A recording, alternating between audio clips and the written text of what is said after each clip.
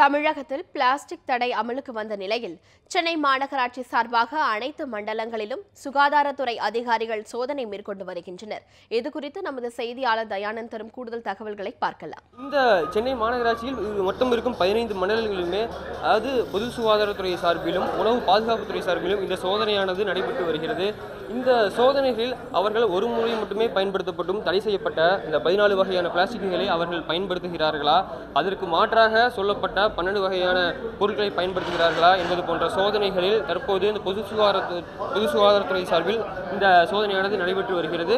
இது மட்டும் இல்லாமல் உணவு பாதுகாப்புத்துறை சார்பிலும் பல்வேறு ஹோட்டல்களில் இந்த சோதனையானது தற்போது நடைபெற்று வருகிறது. மொத்தம் இதுவரைக்கும் 12.48 மெட்ரிக் டன் அளவில் அந்த மறுசுழற்சி செய்யப்படாத ஒரு முறை மட்டுமே பயன்படுத்தக்கூடிய அந்த பிளாஸ்டிக்கை கைப்பற்றி இருப்பதாக சென்னை மாநகராட்சி தரப்பில் தகவல் தெரிவிக்கப்பட்டிருக்கிறது. அதாவது கடந்த 31ஆம் தேதி நடைபெற்ற அந்த சோதனையில் 1 மெட்ரிக் டன்னும் 1ஆம் தேதி நடைபெற்ற சோதனையில் 2 மெட்ரிக் டன்களும் அது மட்டும் இல்லாமல் நேற்று நடைபெற்ற காலை முதல் மாலை வரை நடைபெற்ற சோதனைகளில் 8 மெட்ரிக் டன் அளவிலும் இந்த பிளாஸ்டிக்கை சென்னை மாநகராட்சி முழுவதும் கைப்பற்றப்பட்டிருப்பதாக மாநகராட்சி அதிகாரிகள் தகவல் தெரிவித்தனர். இந்நிலையில் இன்றும் இந்த பொது சுகாதாரத்துறை சார்பிலும் உணவு பாதுகாப்புத்துறை சார்பிலும் இந்த சோதனையானது தற்போது நடைபெற்று வருகிறது. இது இங்கு மட்டும் இல்லாமல் பெரிய வணிக வளாகங்களிலும் சிறு குறு கடைகளிலும் இந்த சோதனையானது தொடர்ந்து நடைபெற்று வருகிறது.